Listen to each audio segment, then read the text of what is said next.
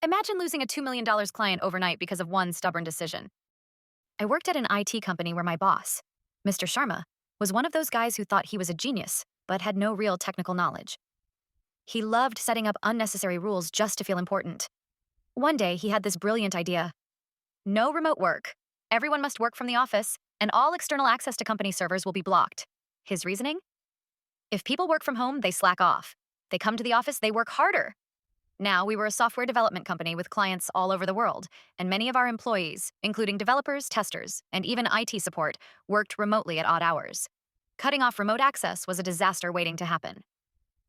Despite protests from the IT team, Sharma forced the network engineers to disable VPN access, remove external logins, and restrict server access only to the local office network. His rule was final. The problem? A major client in the US was expecting a critical software update at 2 a.m., our time. Our lead engineer, Rajesh, was supposed to push the update remotely, as always. But thanks to Sharma's no remote work rule, Rajesh couldn't log in from home.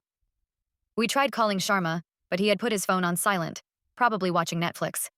By the time he woke up and reached the office, the client had already pulled the contract, costing the company $2 million in losses. The next morning, chaos erupted.